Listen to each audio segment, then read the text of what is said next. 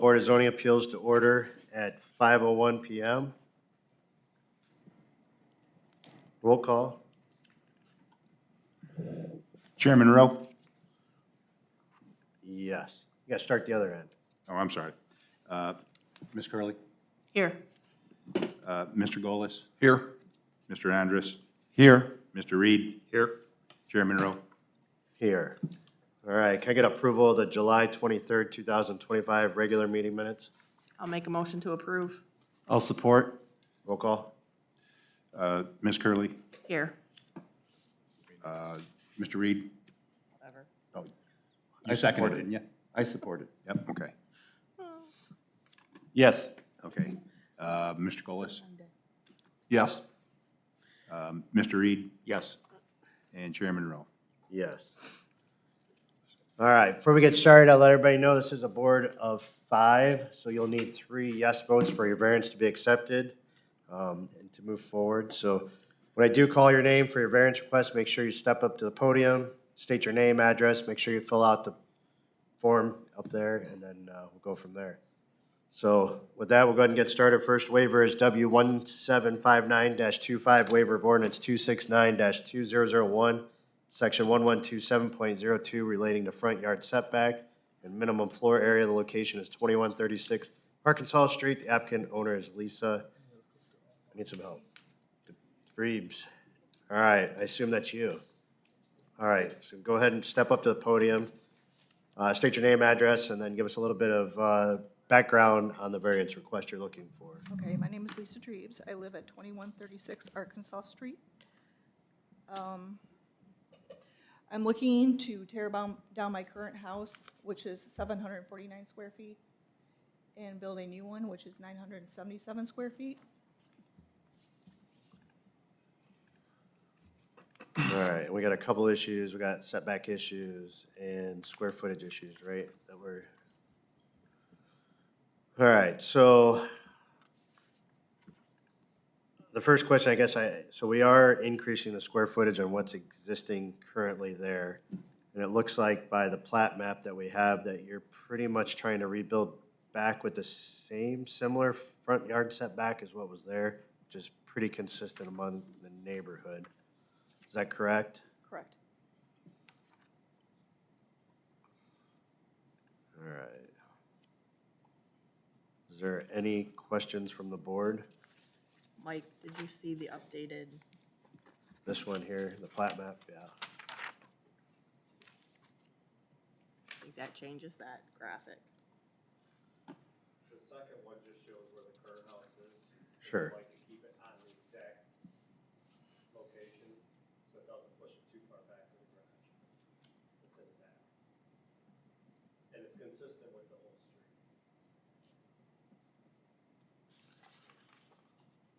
That first site plan they did off Aries and then. Yeah, Joe, you gotta step up. You gotta get up in front. You gotta state your name, your address, tell us what you're doing here, and go ahead and fill us in. Joe Rigg, representing Lisa Dreves.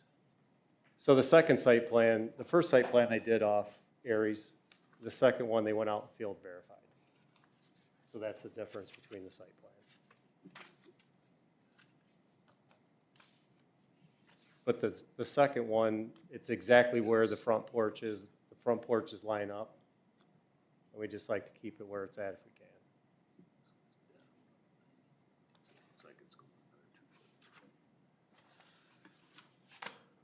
All right, I am looking for the inter-office memo. All right, any other questions from the board?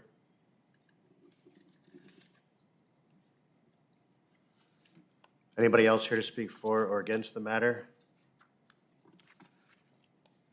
I'm for it. If you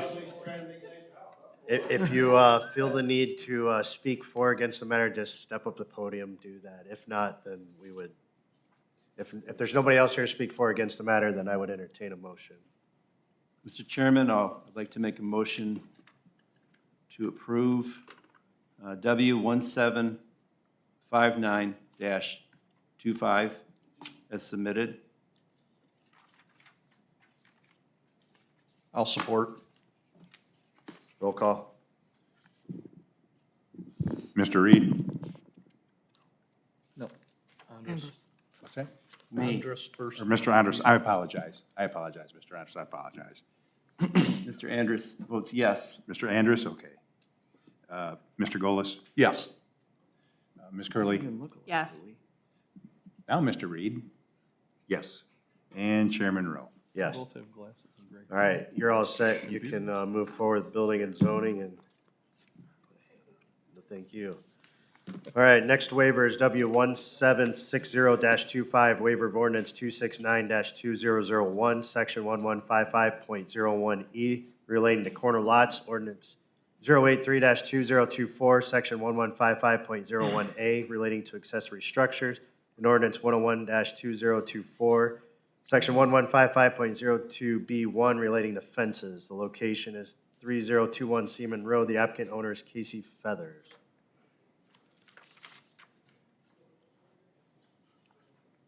Casey Feathers, 3021 Seaman Road.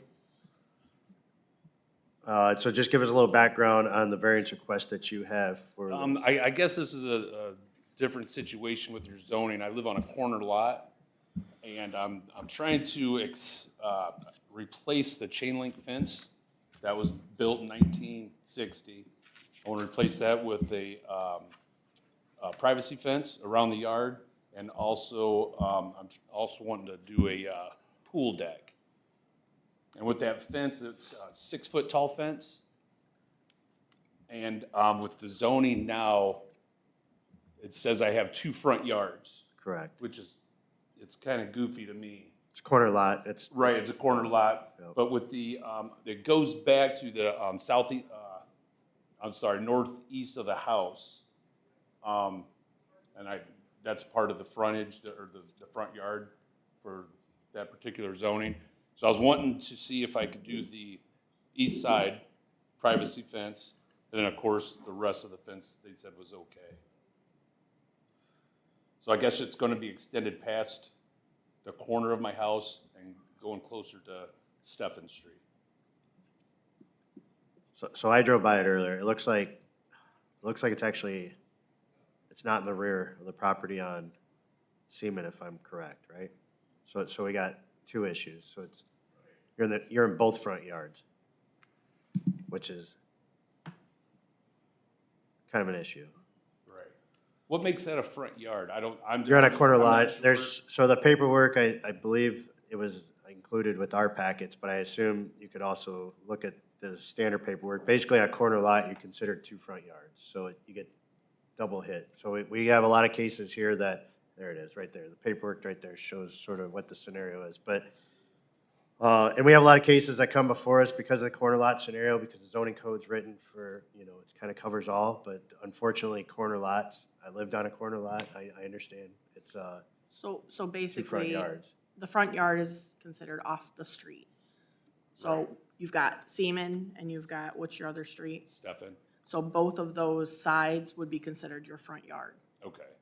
That's, I think what you were asking is why is that considered a front yard? Right, Yeah. right. And part of that is definitely an issue with public service, or service department and line of sight. So that's why the double front yard scenario, so making sure. So, and I know we got an interoffice memo here from public service that they do object to part of this, which obviously it's a site, Right. it's a city issue. So that's a safety issue that goes Right. beyond this board. So, We did the line of sights, and my house is more of a line of sight problem than the fence would be that's in the backyard. well, and again, the zoning code is right. I mean, obviously you can have a fence in your front yard, but it can only be so high. Right. You can't have a 6-foot privacy fence in your front yard. That's not something somebody Right. wants to look at driving down from.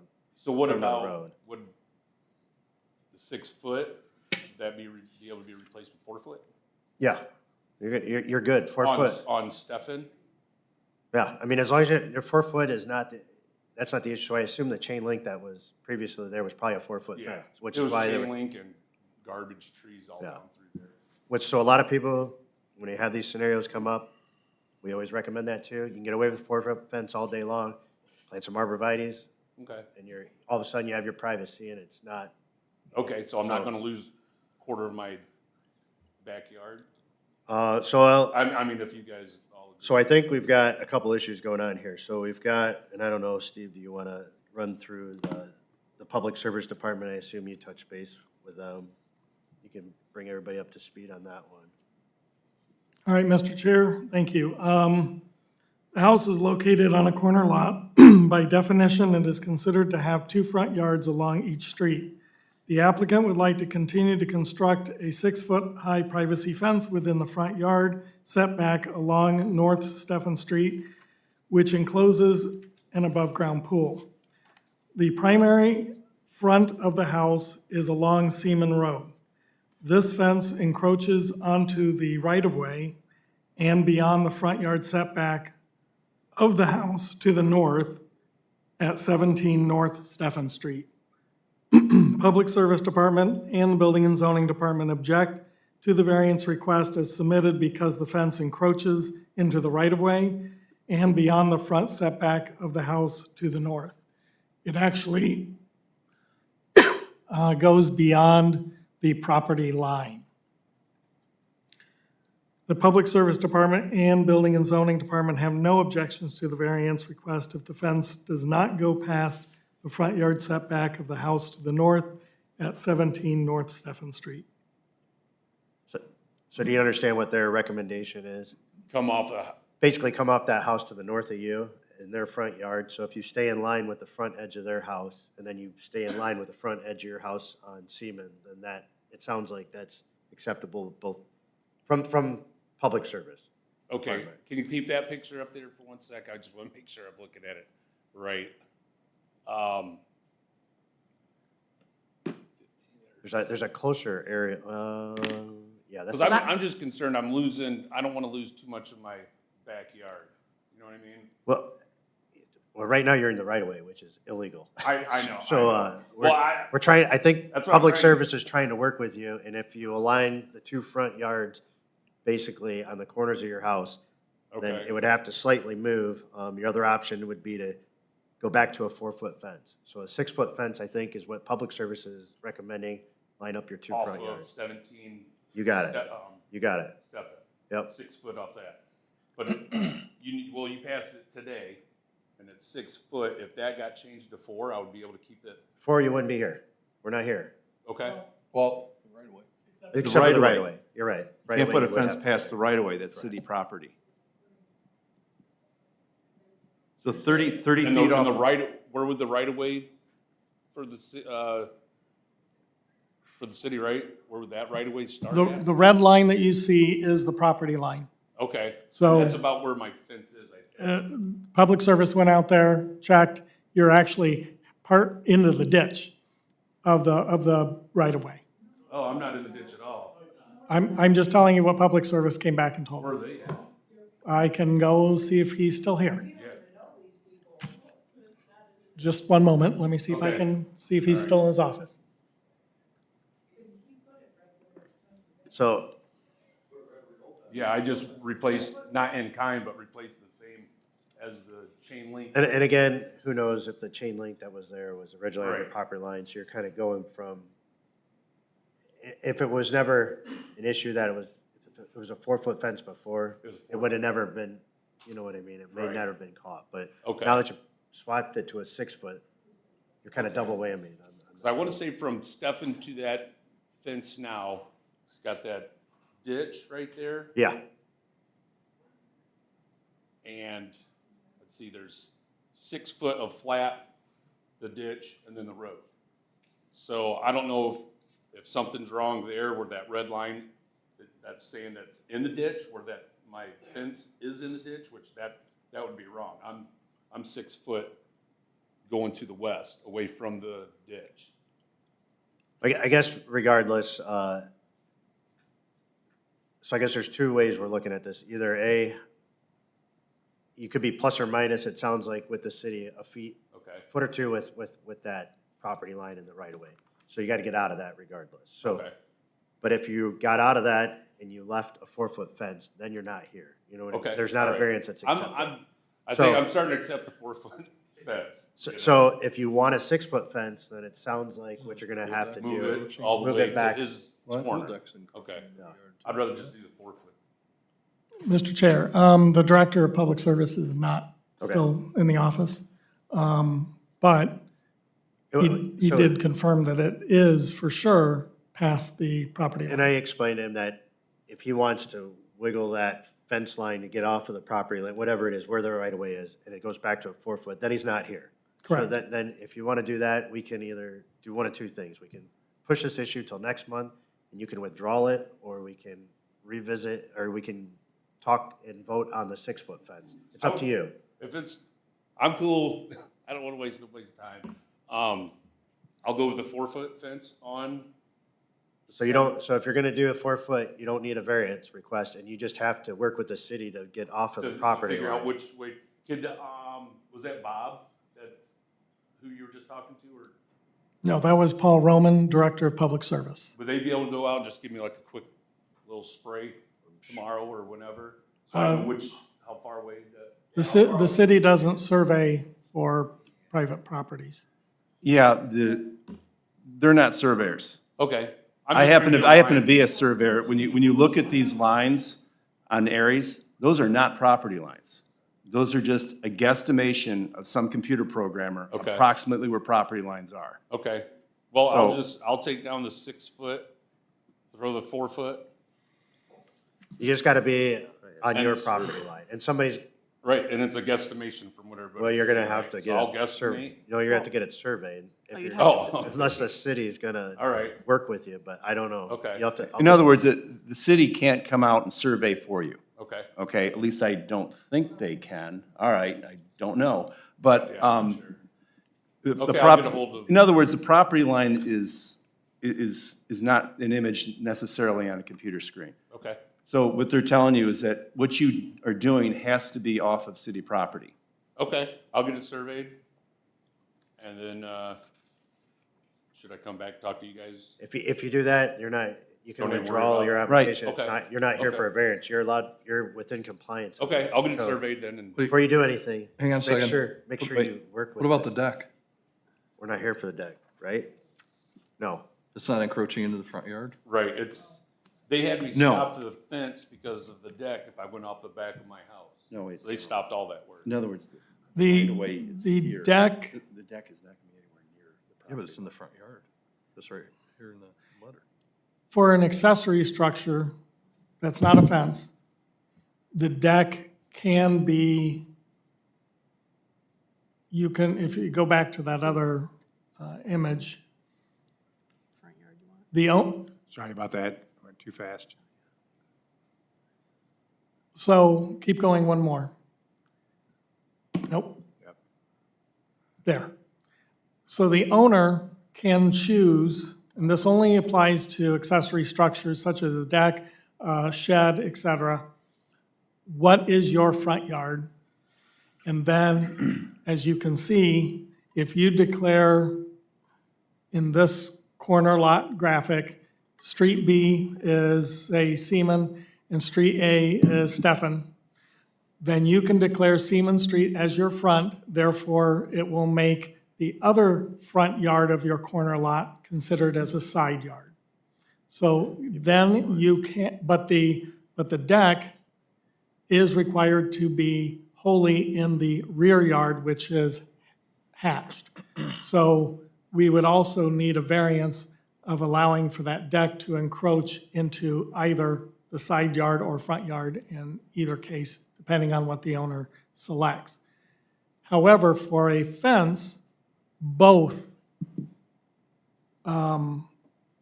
property areas that are adjacent to the street are considered front yards.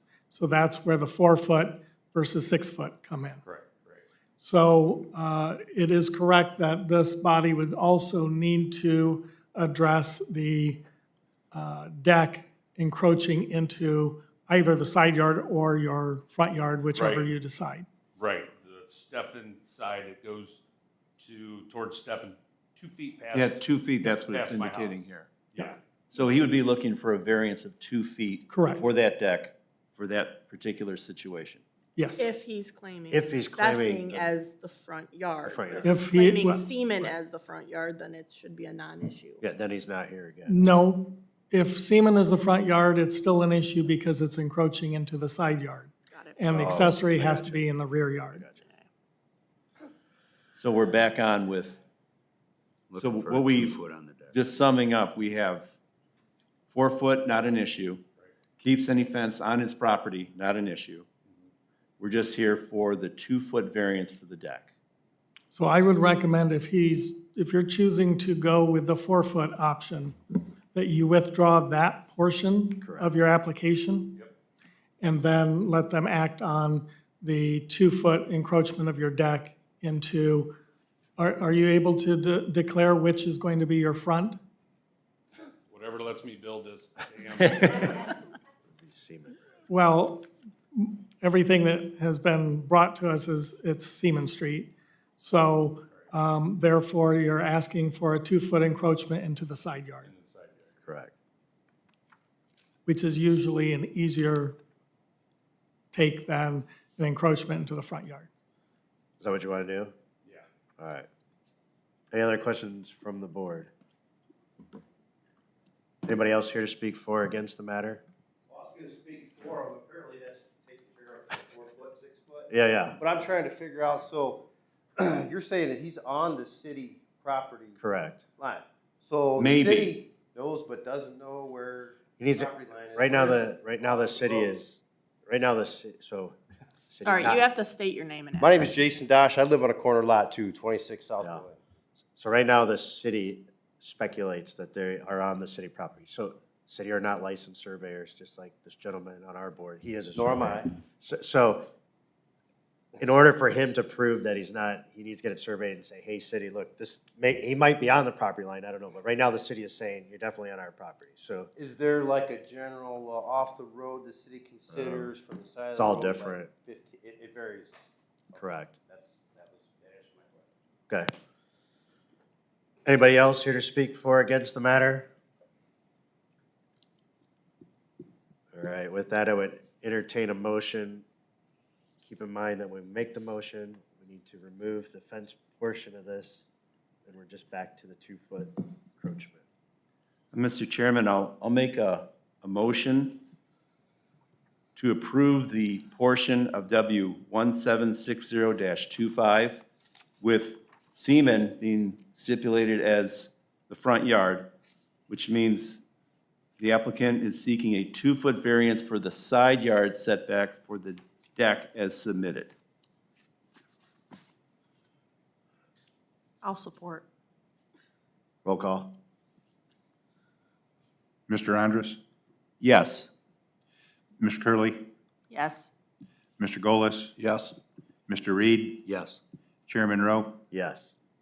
All right, you're all good with your deck. I hope so. You good? It sounds like you're gonna work on the fence. All right.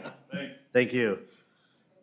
All right, next waiver is W 1761-25, waiver of ordinance 084-2024, section 1155.093B02, relating to short-term rentals. Location is 5540 Seaman Road. The applicants' owners are Matthew and Anne Marie Pumphrey. Good afternoon. I'm Anne Marie Pumphrey, known as Annie Wasserman in Oregon. This is my family home that we purchased. We have been running it as a short-term rental for the last 8 years. We have gone before the board and the city council and the mayor back in 2017. At that time, there was no ordinance for this, and we proceeded to continue.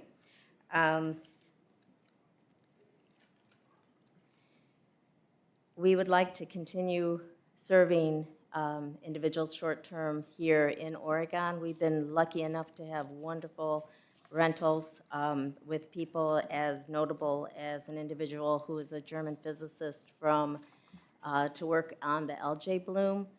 We also had individuals from a master's program in New York working with Ottawa County Refuge. So the clientele we serve are people that understand the community, respect the neighborhood, respect and value families. They come back, some are from Oregon originally and coming back for weddings or funerals or reunions, whatever the case may be. We believe that our property and circumstances are special and warrant being grandfathered in from the short-term new rental clause. My dad was a committed member of the City of Oregon. The bike trail goes around and next to the property itself. People have often commented on how lovely it is to have that, to be able to take a bike onto and then get to the city property to continue on to Pearson Park. They also frequent, we are economic development people in the sense that they frequent the mom and pop shops around, as well as any kind of consumers' activities that are available. And most important, that we've made a considerable investment in the home and have been running it for 8 years. We have upgraded, and if you go by it, it's just down the road. It is not one that has any kind of signage in front of it that indicates it's anything else than a neighborhood home. We believe that we have contributed to the value of the area. We have neighbors that are very much the neighbors I grew up with that are supportive of it. And I have 3 siblings that still live in Oregon and are available in the case of any kind of situation that might arise.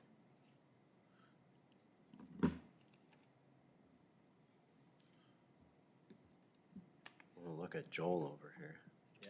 So, all right, so I know that this was a big issue that city council ran through. So if I interpret the intent of why it was wrote the way it was wrote, is to make sure we have people here that are taking care of the facility, and it's not like we have out-of-town people that are purchasing things and turning into the landlords. I get that. So it's a little different situation. I know her sibling. I know they're still here. I know there's, so I just want to make sure I'm interpreting it correctly, that I believe I understand the intent of why it was wrote the way it was wrote. Can I also interject that I understand there was some concerns with police activity and illegal activity in other areas. We've never had any issues of that kind. We've really been very blessed with who's been at our home. You both can go, one at a time. Mr. Chair, so the applicant, as stated, has operated their family homestead as a short-term rental for 8 years. The short-term rental ordinance was enacted in 2024 with the only exception made for spacing requirements of pre-existing short-term rentals. The owner-operator are family heirs of the original owners and have operated this property as a short-term rental since 2017. The registration requirement would still be required on an annual registration, and she would be held, the operator would still be held to all of the requirements of that registration, including if it garnered a lot of nuisance calls, police calls, et cetera, that permit could be revoked. Okay. However, the only caveat was that you had to be an Oregon resident.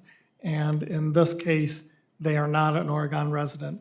But because of that pre-existing operation, she is here today to ask for a variance on that. So it's just a continuation of what was already approved prior to this new ordinance in 2024. Correct. All right.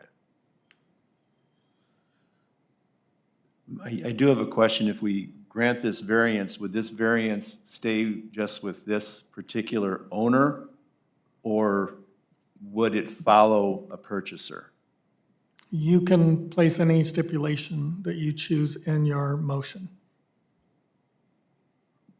I mean, in the past, when we've made other situations, I feel like we have put some of those on where once ownership changes, then it would have to come back before here. And I'm thinking that if something happened down the road, some Sure. national chain were to buy this. Yeah. You know, that would change the circumstance. I agree. If you sold it, though, you'd still have to go through the same process as a new owner with an annual permit. Correct. So it would take care of itself, basically, no?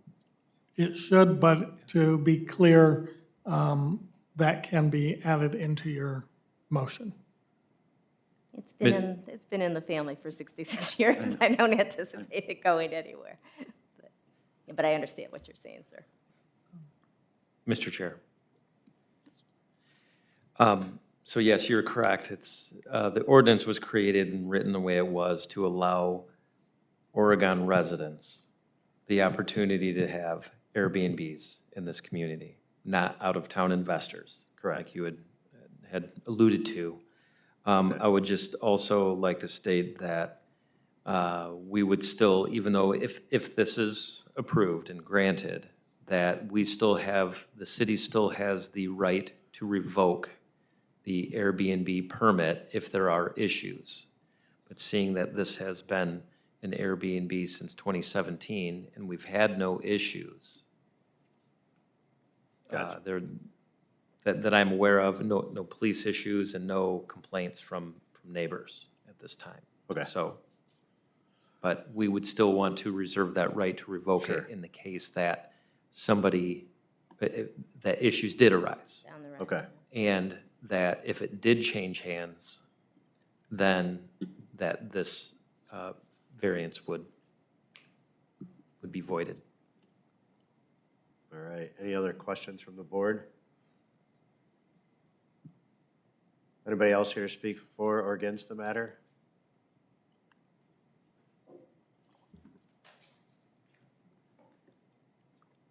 My name is Shad Helly. I live at 6108 Bayshore Road. I also own short-term rental properties, and I've owned them since 2017. I think that if the point of it is to make sure that you don't get outside investors, and you've lived in Oregon for several years and run it without issue, that you should definitely be allowed to move and retire or whatever her reason for moving is, as long as there's not issues. But I do agree with, I think Dave said it, that we should make it so that if she was to sell it, she would have to sell it to someone in Oregon, so they would have to remain short-term rental. Sure. Thank you. Yep, thank you. Anybody else here to speak for or against the matter? All right, with that, I would entertain a motion.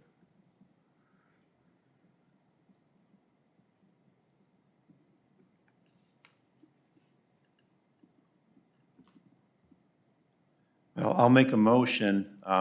Would the applicant have any objection to the proviso that this variance follows your ownership? Follows the ownership versus the property. In other words, it's valid through your ownership, even though it seems there are circumstances that it would be voided anyway. Would you have an objection to having that verbiage in there that will grant this variance, it applies to your ownership? Would that include my son? Because he's the one that would be the next in line. He's 18 right now, and should something happen to me or my The husband- family? Family. I mean, then I'd have no problem, as long as it could remain in the family with no issues. Then I'll make a motion to approve W 1761-25 with the condition that this variance follows the current family ownership. I'll second. Roll call.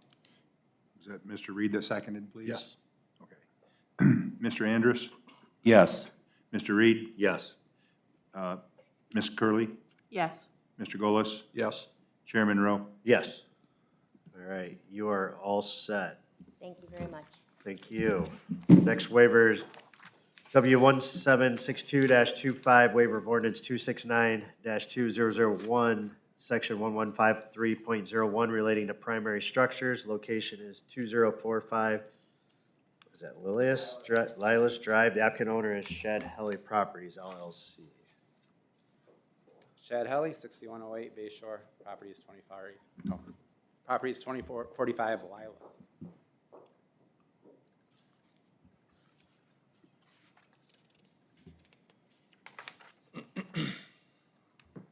All right, so give us a little background on your variance request, what you're looking for. So I think this might be unique, and I'm not asking for this because I want to do it.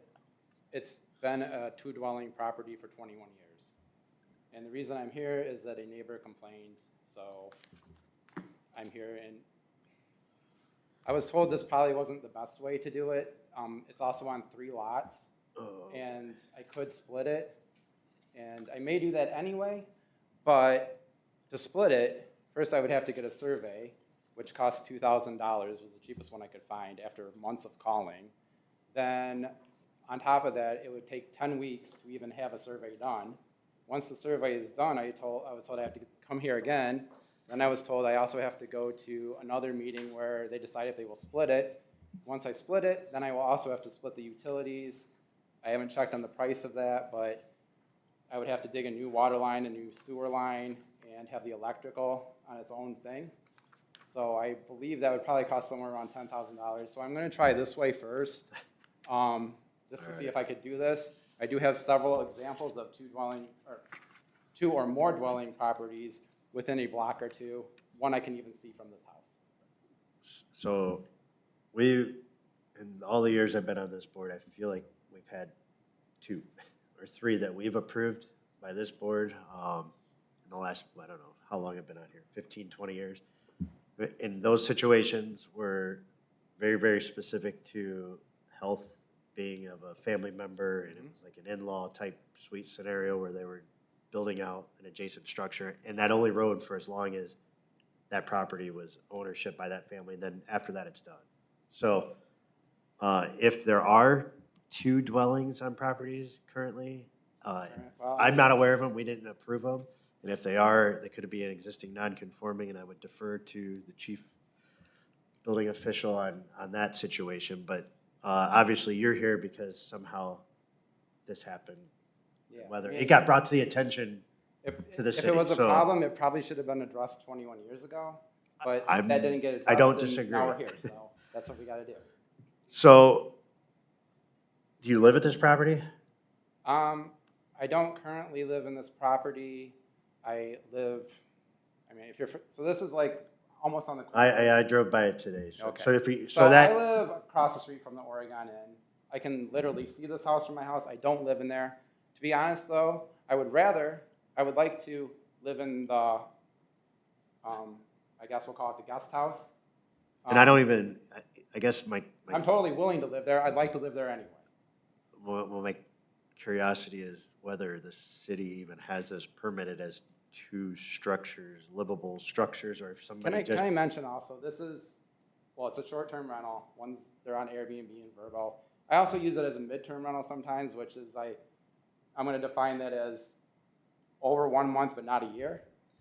So, and to my understanding, that doesn't need any kind of permit or well, you can't really habitate in something that's not considered as a dwelling, I guess. So I would defer, I guess, I'm assuming that so when I drove by it, I'm assuming we're here because of the structure to the left, which is the garage, and it's probably got an apartment over top. Okay.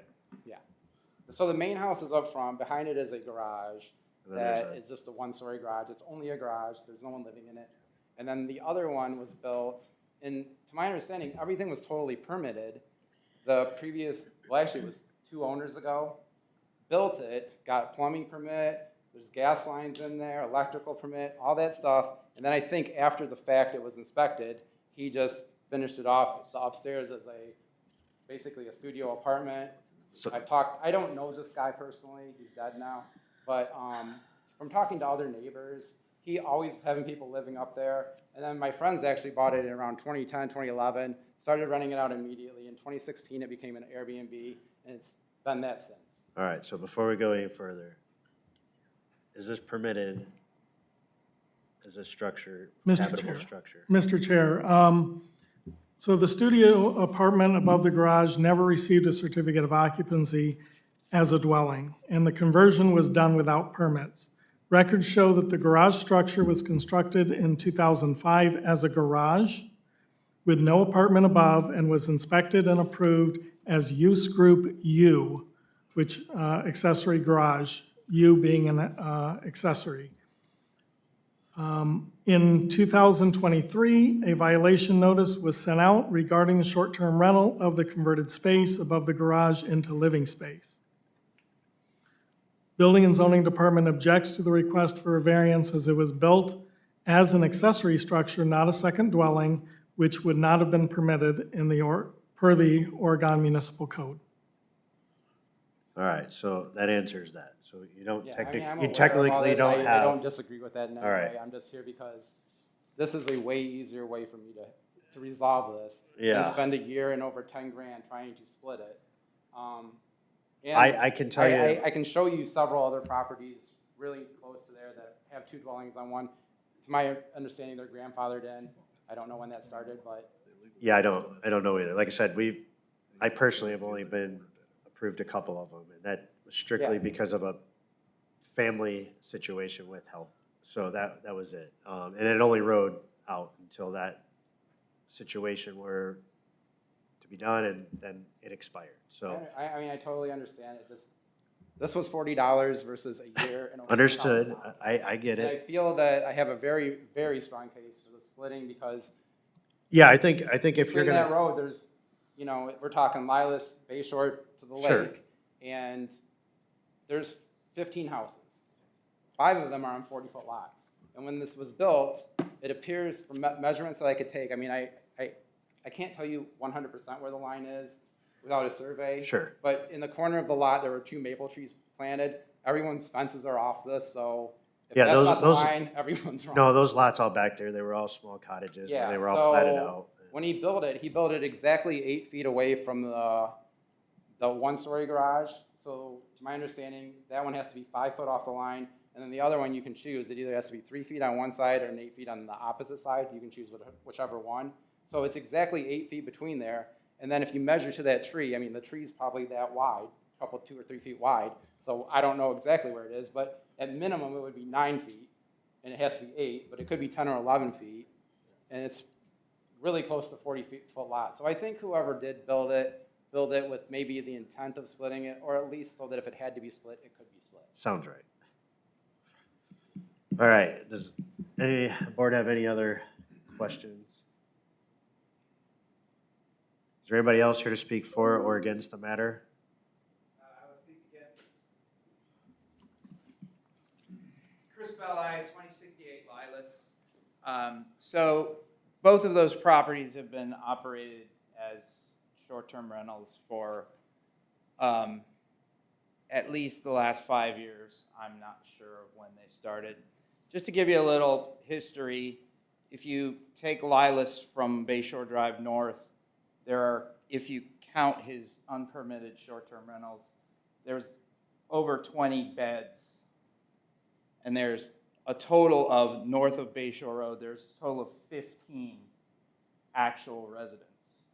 So there's 25% more beds that are advertised as short-term rentals. So having more short-term rentals isn't a good thing. His property, to include the larger house, has multiple police reports against it from short-term rentals.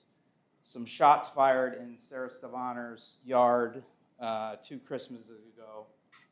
Previous to that, there was a very large party where there were cars parked up and down the entire street.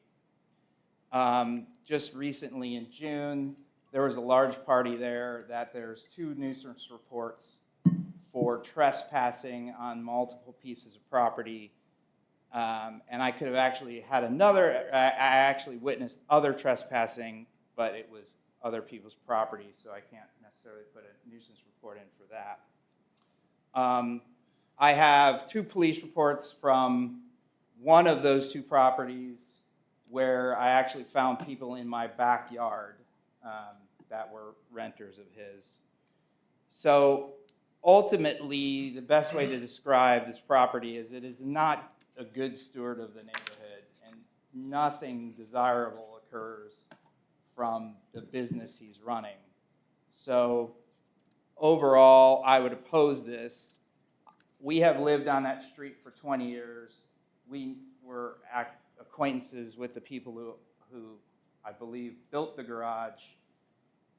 Everything that was stated earlier about it never being permitted and not being a livable dwelling is the way we understand it to be the case, and that's the way we were told by previous owners and neighbors. So not only that, but there are people living up there all the time who are strangers, who are not part of the neighborhood other than the fact that they've signed up for the Airbnb. So you could actually look at that as that there's some risk involved there, right, with people who are renting property that is not permitted or in compliance. So I am adamantly opposed. Sarah Stabaner lives in the house just to the south of it. She's the one that actually had the bullets fired into her yard. She's on a call tonight for a broken water main, but she texted me and wanted me to convey her thoughts on it, which are she doesn't feel safe. She feels less safe now that there are, in fact, strangers over there all the time. If you look at where that garage is, it is very close to her property, so there's short-term renters there often. She's had to invest in cameras and other things, and she's one of the ones that put in a nuisance report in June for a party that apparently the owner tried to break up, was unable to. So you can see this, from my perspective, is not something desirable to have in the neighborhood. Plus, it doesn't make a lot of sense on a lot of levels, which we've already discussed. All right, thank you. Would you like me to respond to that, or is this kind of irrelevant to the two dwellings? It's, again, we're here for the two dwelling situation, which I think we've kind of talked through. So it's your, I mean, feel free if you have anything else to If you feel I say. need to respond to that, I will, but It's your call. almost every complaint is by him. He straight up told me that he's going to call the police on me every chance he gets in an attempt to shut it down. And again, I'm not here to But solve this is neighborhood irrelevant disputes. because I just need to, because regardless of, this is already kind of settled. Because the Airbnb now has to be licensed, all these on the end are grandfathered Sure. in. No matter what happens, I can still operate that as a short-term rental. Well, and again, this board doesn't regulate that. That's something So, for the I mean, city. but- I'm here tonight to vote on a two dwelling. So we'll do this, and if Our it passes, process. great, if not, I'll start doing the split. I Okay, believe, I was told, and Stephen, maybe you can tell me, but I could also connect them. And so by that means I could just add another 4-bedroom, make the other one a 4-bedroom house and connect them with a garage, and that's okay? there's a lot more involved than that, but, I mean, in theory, I mean, there's options. Let's put yeah. it that So way. I mean, there's other ways I can deal with it. This is just the fastest one and the cheapest one. All right. Okay. Is there anybody else here to speak for or against the matter? Just want to make a comment, Ed Crane, 2036 Lilas. And maybe I would ask for clarification. We've talked a lot about the two dwellings on one property. Yes. For me, the bigger issue is having two Airbnbs right next to each other on a street Yeah, with and- two other Airbnbs already. So we can't talk to the Airbnb. That's a city issue. We're here tonight for a zoning issue, which is strictly a two dwellings on one property. So if it's and we do have a city administrator sitting here, though. You Yeah. might want to. If I may, Mr. Chair, chime in. Sure. Maybe this will help clear things up, because these are all my neighbors, this is my family. And, you know, we might be one big dysfunctional family at times, but we all seem to get along okay. But it's good to see everybody here today. You know, we talked about from the last one what the intent Sure. of the ordinance was, and what we didn't talk about in the last case is that there are spacing requirements for Airbnbs. This didn't officially take effect until this year, 2025. So this is the first year that this ordinance has taken effect, and people are watching from all over the area because Airbnbs are affecting a lot of different communities. I get to hear about it all the time. I talked to the mayor of Marblehead, and they have big concerns out in Marblehead, if you can imagine, Oh, with yeah. Airbnbs. So as Mr. Belli mentioned, there are 3 properties that have Airbnbs. This one has the two dwellings, one unpermitted. But there are 3 Airbnbs here because they're grandfathered in. They were operating prior to this ordinance going into effect. Okay. So I think that's one of the issues. I think the neighbors on Lilas take, they don't, for lack of a better word, they don't like them there. There have been some police calls since since this year. It's been toned down quite a bit because of the rules that have been put into place. I think it's cleaned up a little bit, but there was the addition of the Airbnb on the end, right on the lake, the big blue house. I don't know if you saw that when you drove by it. It could be that, I was just talking with Steve about this, but, yeah, there could be some options to connect it and make it one dwelling and potentially one Airbnb, that would be permitted. But there could also be that if this board agrees to what's being requested on having the two dwellings due to either a hardship of some sort or whatever, and he agreed, I mean, you did say that you did want to live there. That would, if that, That's what I'll move in today.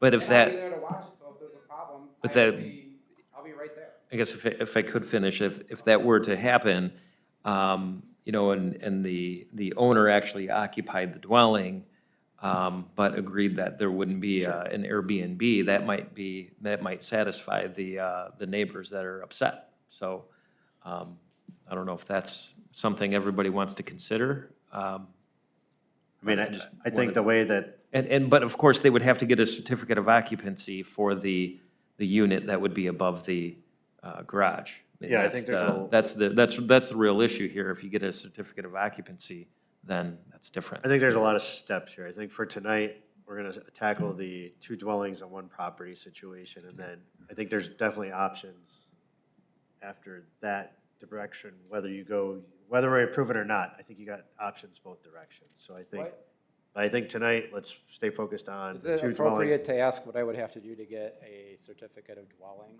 You need to work with Okay. city, the building department on that to kind of walk through that process, but. All right, I want to add one more thing, if I could, just to stay in the lane here. step back up to the podium. All right, so staying in the lane with what we're saying here, what I don't want on the street is people and strangers living in unpermitted dwellings. Understood. Right? So let's stop renting garages to strangers by saying that's not a livable dwelling to begin with, which in fact I believe it is. So, yeah, we're going down a path here where is everybody gonna put an air mattress in a bed in a garage and live in it? So I think that's where you guys are getting at. Yep. It's not a livable structure. There's not supposed to be two livable structures on property. Let's just hold the line with the rules that you guys work with, and that's. All right. And I don't honestly disagree with these people, but this is my livelihood. And when I bought this, everything was totally legal and by the rules. The rules were changed after the fact. I don't think everything was legal. It doesn't, that's not what. When I built it, or I didn't build it, but when I bought it, it was two active Airbnbs. I get that, but it's not, your second residence on the property, it's already. No, I mean. Documented that it's not a residence. The So Airbnb. You don't have a dwelling, so it doesn't Yeah. matter. But That's just what because we're you here- bought it from someone who built something Yeah. illegally doesn't make I it think, legal. okay, maybe kind of rephrase that. When I bought this as an Airbnb, even if it's only one Airbnb, it doesn't change the fact that there's two other ones on the road. Yeah. We're here tonight for this property, two dwellings on one property, so that's what we're sticking to. That's what we're gonna vote on this evening. And again, I think you do have options, whatever way that this board votes, so. Anybody else here to speak for or against the matter? All right, with that, I would entertain a motion.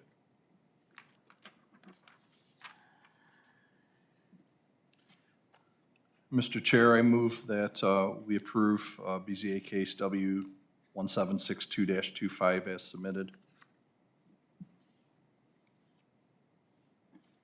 I'll second. Roll call. Mr. Golis? No. Mr. Reed? No. Ms. Curley? No. Mr. Andrus? Abstain. Chairman Rowe? No. All right, so now, So we've now talked there's about a this lot thing of like different 4 months or options. so For the split or whatever I We want. talked about a lot of different options. Your best bet is to probably sit down with these two gentlemen, or probably Steve, and talk about what those options are, and then get a direction and go that route. All right? I'd be willing to do that. Maybe not now necessarily, but we'll do it. Steve's a nice guy. He'll be willing to sit down and talk to you. All right, next waiver is W1763-25, waiver of an ordinance 269-2001, section 1127.02A, relating to side yard setbacks. Location is 1906 North Stadium Road. The applicant owner is Ronald Mayer. My name's Ron Marr. I live at 2053 Dutchess, and I'm looking for, to build a 12 by 21 family room addition on the rear of an existing legal non-conforming dwelling, which currently sits approximately 4 feet from the side property line. And the new addition will be in line with the existing house, which will require a 1-foot variance. Do you need the 1-foot variance, Steve? I assume if we're within X amount of feet, this becomes a building code issue too with firewall? Yes, that would be correct. Okay. You understand that too? What's that? So that section that you're next to that shed, basically on that, I think that's what's there is a shed called out for on your, is that what we're talking about? The shed, the accessory structure? So you're close enough, well, wait, this is saying 17 feet. Is that true? How close are we to that shed? I think 7 feet. So we're Oh, not, 17 feet, 17 feet. so we're no firewall issue. All right. Disregard. I thought when you said 1 foot, I thought we were closer than that. Mr. Chair, it would be 1-foot variance if he were to keep it in line with the existing house. I got you. Okay. Because the code would require that he has a 5-foot setback from the side yard. But in this case, he's asking for a 1-foot variance so he can do a 4-foot setback and align his addition to the existing house. Gotcha. Yeah. All right. And that way the roof line and everything Yeah. match. Yep, understood. All right, any questions from the board? Anybody else here to speak for or against the matter? With that, I would entertain a motion. Mr. Chair, I'll make a motion to approve as presented. I'll support. Roll call. Ms. Curley? Yes. Mr. Golis? Yes. Mr. Andrus? Yes. Mr. Reed? Yes. Chairman Rowe? Yes. All right, you're all set. You can Thank follow you. back up with building and zoning. Thank you. Thank you. We'll see you guys.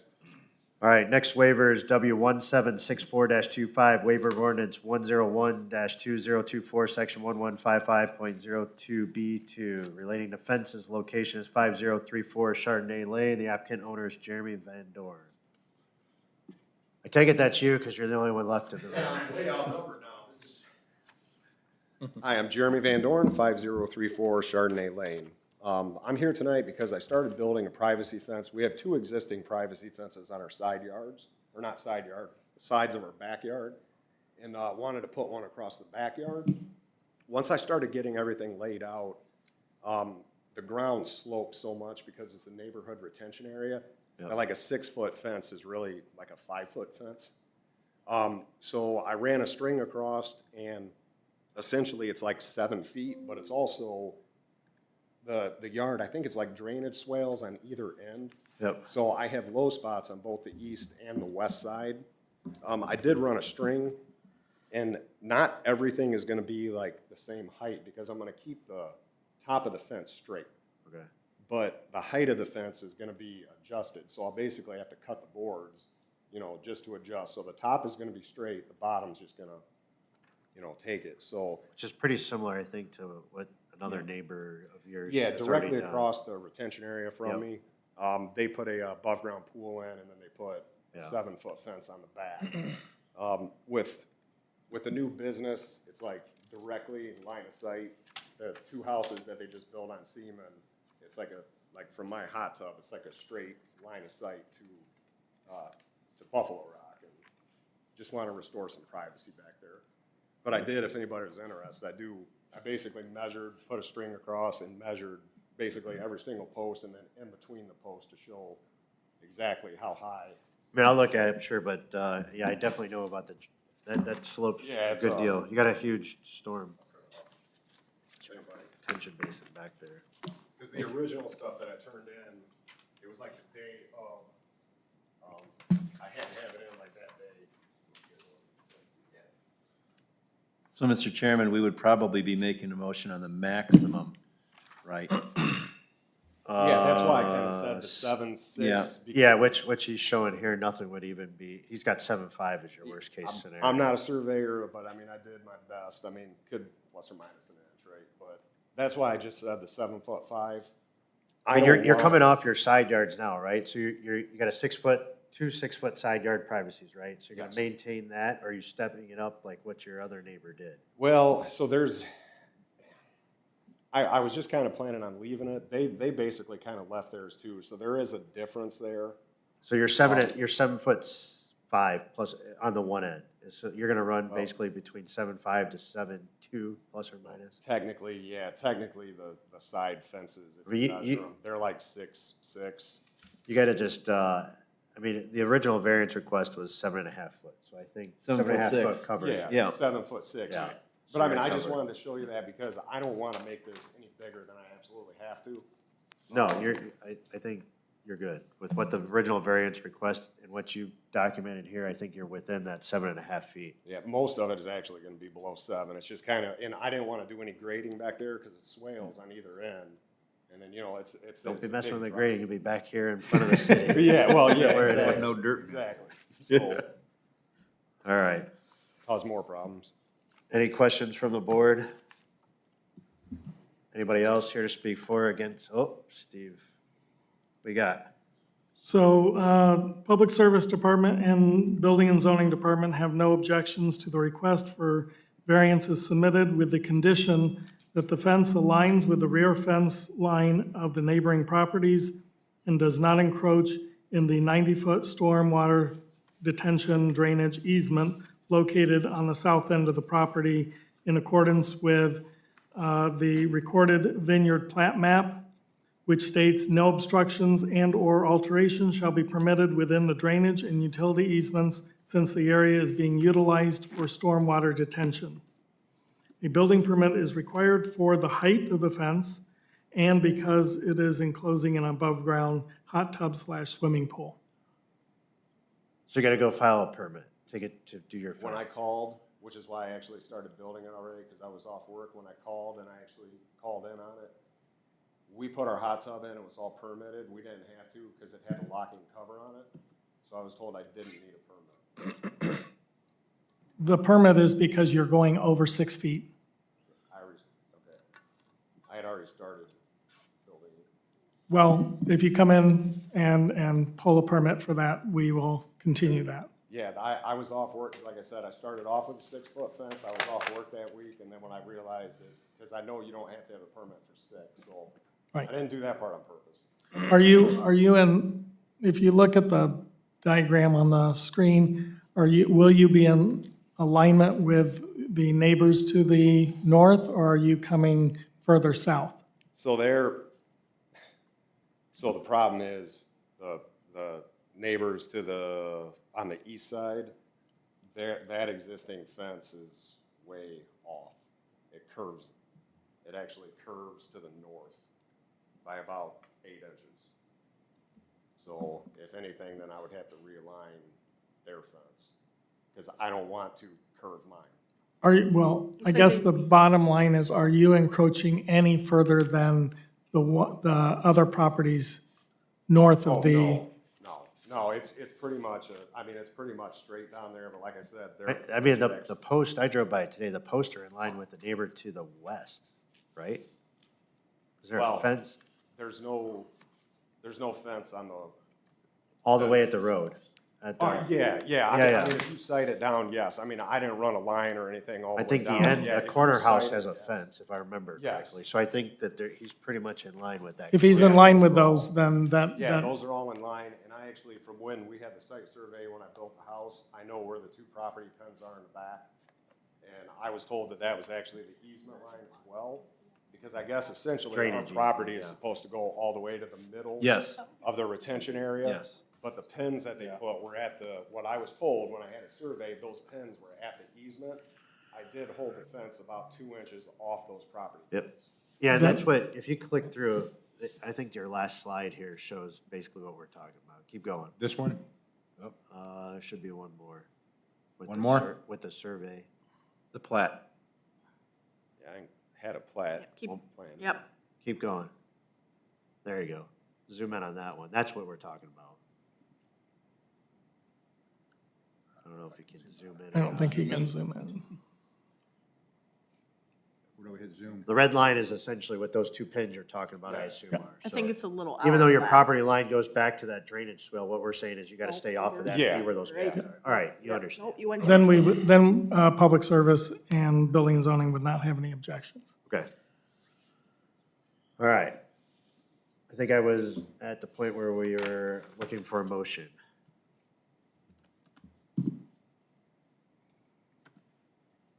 I'll make a motion to accept. I'll support. Roll call. Okay, so Mr. Reed made the motion, and I'm sorry, who, okay, Mr. Andrus, okay. Mr. Reed, Yes. Mr. Andrus, Yes. Ms. Curley, Yes. Mr. Golis, Yes. Chairman Rowe. Yes.